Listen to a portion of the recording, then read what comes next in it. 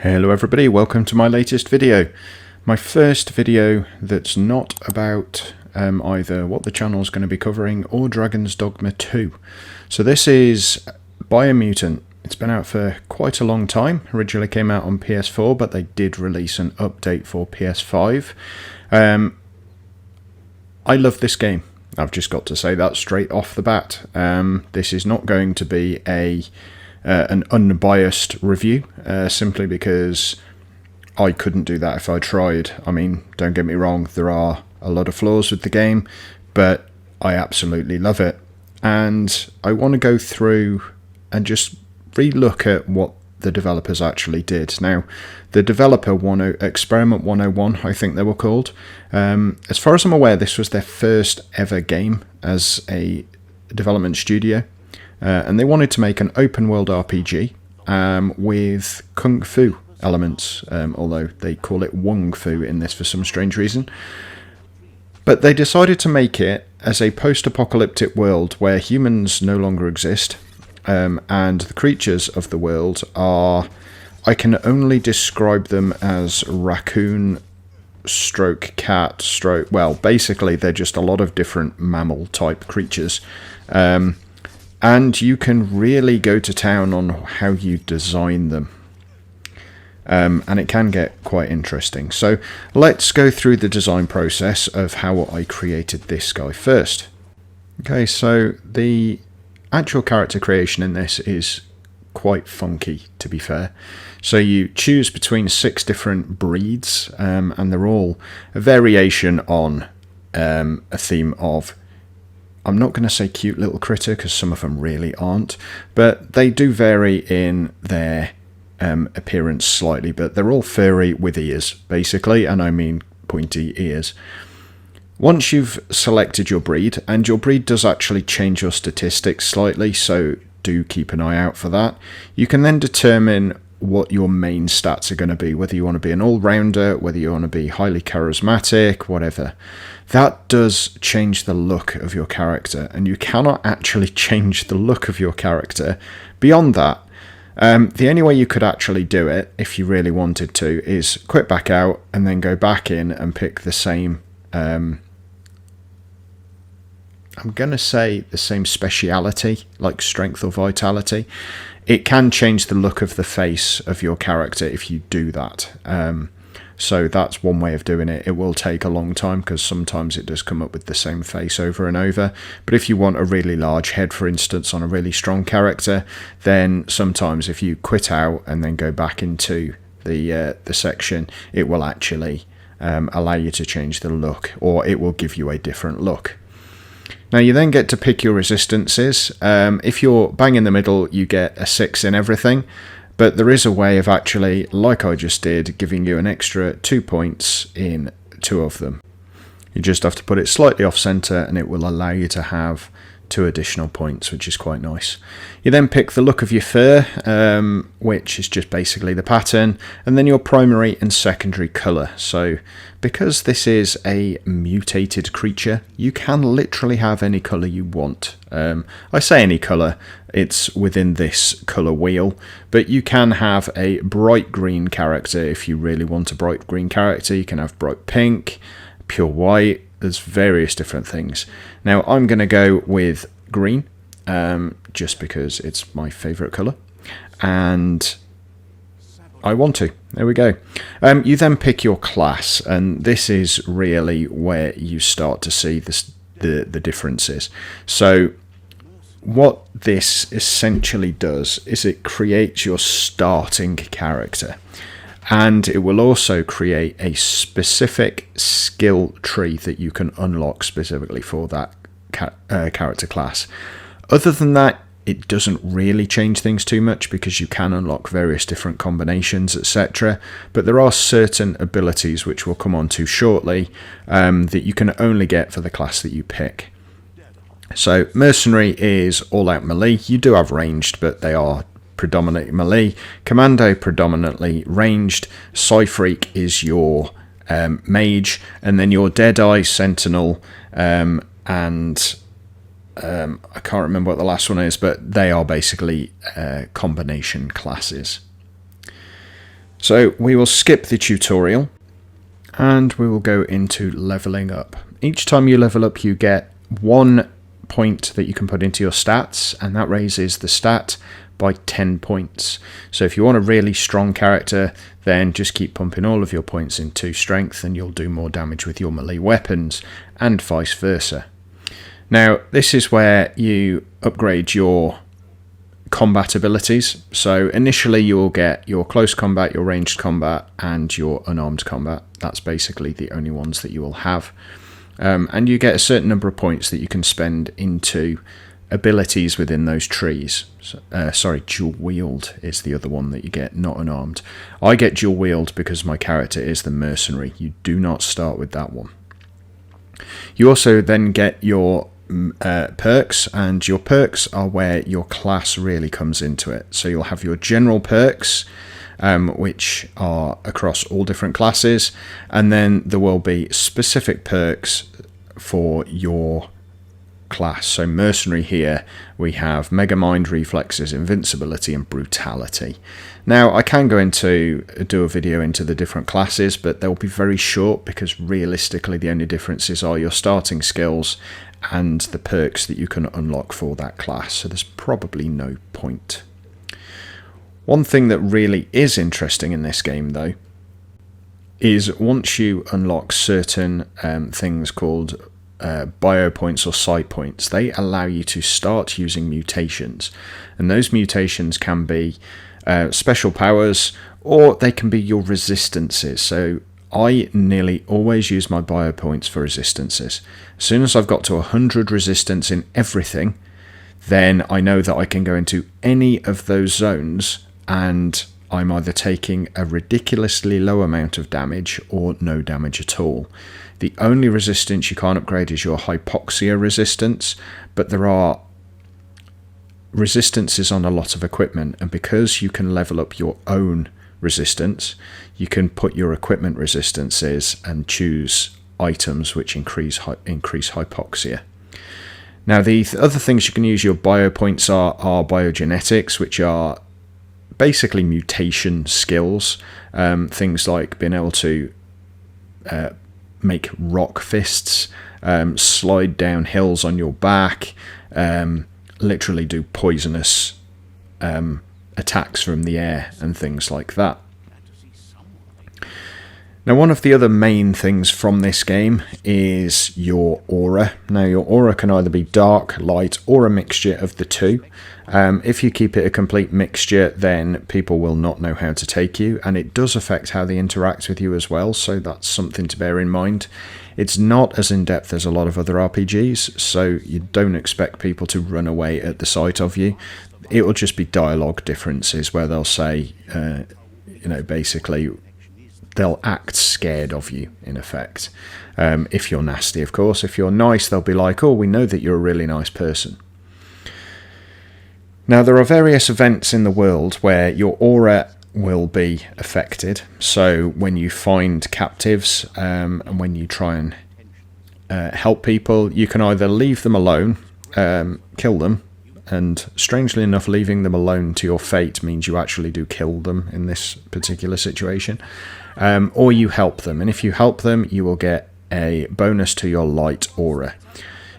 At this point, you can actually select the opposite. So if you've helped them, but you don't want to go too much towards the light, if you want to stay neutral, you can then pick the second option towards the dark side, so it will balance out, and that's a good way of dealing with those situations.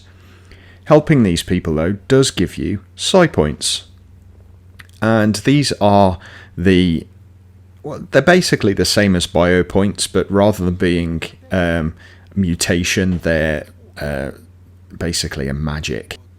It's the difference between Doctor Strange and Wolverine, in effect. Yeah, they're basically the same sorts of things. You can shoot lightning out your fingers and things like that. Now, it wouldn't be an RPG without some form of crafting mechanic, and crafting in this game is some of the most ridiculous but stupidly fun systems that I have ever seen. For weapons, you find different components. So for a sword, for instance, you'll find a blade section and then a handle. And you might have seen, I've gone through a couple of times, there is actually a banana as a handle. It does get that ridiculous. And the thing is, your weapon will actually look like that at the same time. So you will be walking around with a weapon with a banana for a handle. So it's very similar for armor. For armor, you have add-ons rather than creating the weapon itself. So you find some armor or helmet or whatever it might be with some add-on slots, and then you can add materials to it to improve its armor rating. You can give it resistances and various other things like loot chance and critical chance. The better the quality of the addition or the add-on, and the better the quality of the armor, obviously the better the final result.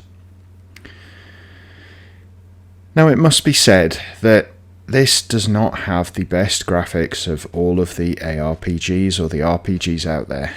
It was never intended to. It's a small studio, it's their first game, and it was an extremely big challenge for them. The world itself is huge. The combat, in my opinion, is really good. You have some pretty decent combat techniques, as well as your magic and your biological mutation abilities. You have gunplay, you have fast reloading mechanics. They have crammed a lot into this small game. Interestingly, later on in the game, you also have the ability to change the appearance of your character by going to some special pools that you'll find in the world.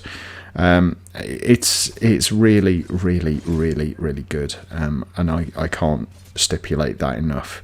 Now, there have been quite a few sales on this game, and if you do find it in a sale, I would say get it, get it, get it. I would actually still say get it, even if it's not in a sale, because it's been out long enough that the price is relatively low now. And if you do have a PS5, then there's not a huge quantity of open world ARPGs out there. There's not a huge quantity of ARPGs in general, to be fair.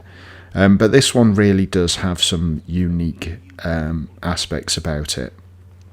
Now, yes, the animation can be a bit janky, like when that character was just climbing the ladder there. His legs weren't actually on any of the rungs. But to be honest, I don't think that's a problem, and I know other people will say that it is, but with the sorts of things that we find in games all over the place, there are other parts of this game which far outweigh the fact that the feet don't hit the rungs on the ladders. The only reason I mention that is because I did have a friend who bought this on my recommendation and was not happy because the feet weren't touching the rungs of the ladder, and that was a very big problem for him. So I just thought I would point out that, in my opinion, that doesn't matter, but if it is a big problem for you, then there are a lot of that sort of physics breaking situations in this game, so you might want to avoid it.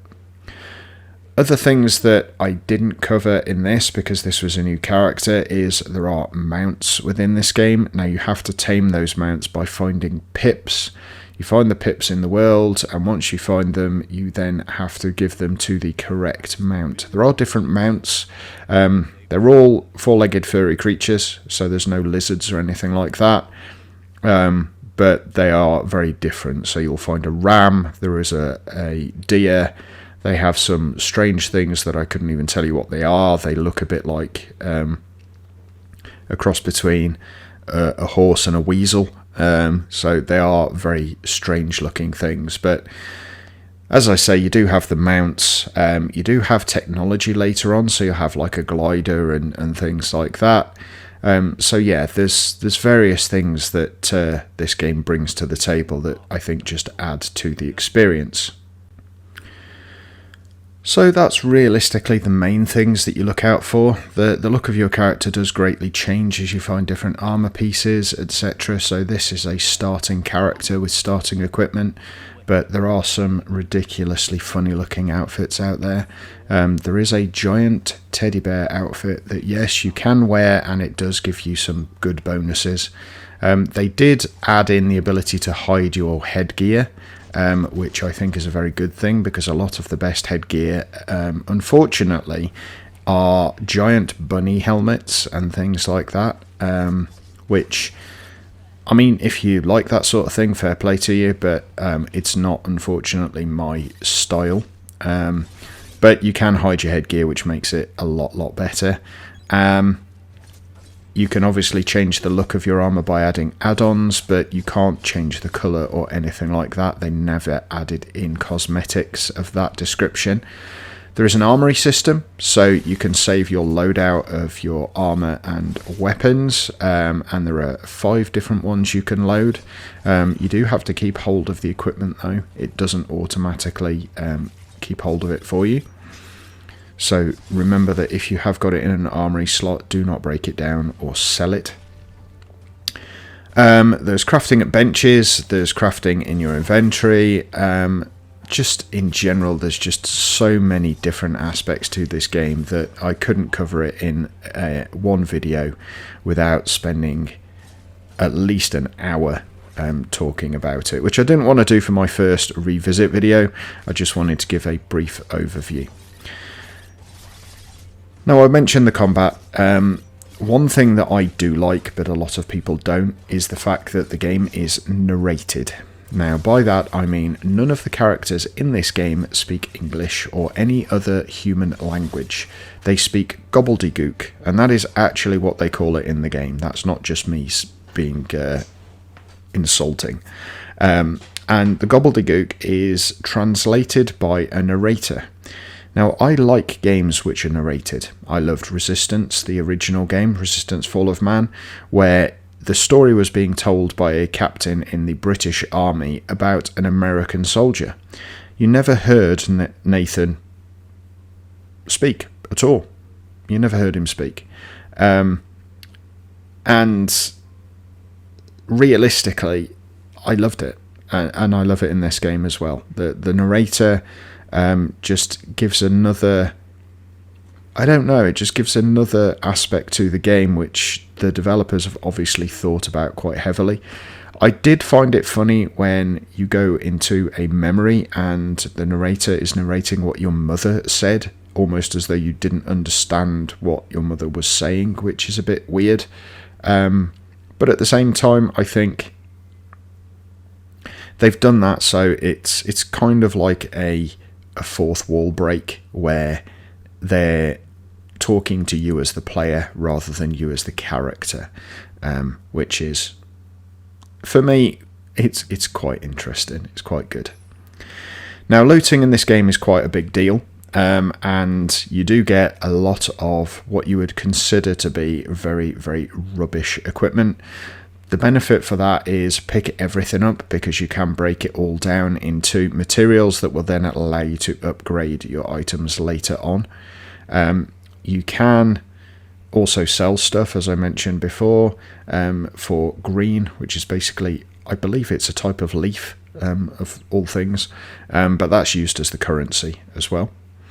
And realistically, without going into too much of the endgame stuff, you do get to use vehicles later on, special vehicles made for a specific purpose, but you do get to use them outside of that purpose as well, which I do think is pretty decent. But yeah, overall, I just really love the game. It's something unique. The fact that everything's cute and furry, even if it's exceptionally dangerous, just adds something for me. I really like that aspect. I mean, this thing that I'm fighting at the moment is absolutely owning me. It's really, really dangerous creature and takes a lot of punishment, but at the same time, it's cute as hell, and it's just such a weird situation to be in, where you're fighting something that looks like a cuddly teddy bear, but it's tearing you a new one. And it might not be for everyone. Look, I get it. I get people don't necessarily like these fluffy, cartoony graphics. They want realistic graphics, and if that's the case, then the game's not for you. But for me, the gameplay, the narration, just everything the developers have done from a crafting perspective, from just making it completely unique to any other RPG out there, for me, it just really does hit home. And I think, realistically, if you've watched what's been on screen so far and you haven't gone, that looks terrible, it really is worth giving it a go. It's not the best, don't get me wrong. I personally love the combat, but some people did complain about it when it first came out, saying it was too awkward and it didn't flow enough. Personally, I don't see that. I think it flows really well, especially if you get a lot of the different skills going. And you do have to unlock those skills, but once you have, then I think it is really good. When you get your fast reload skill as well, so that as soon as you get down to the last 5 bullets, if you press R1, it instantly reloads. All things like this just really add up to an amazing, amazing experience. But that's going to be it for this revisit. I hope you've enjoyed it. If you have, please make sure you click the like button, subscribe if you're new to the channel, and I look forward to seeing you for my next video, and very soon. You all take care. Bye for now.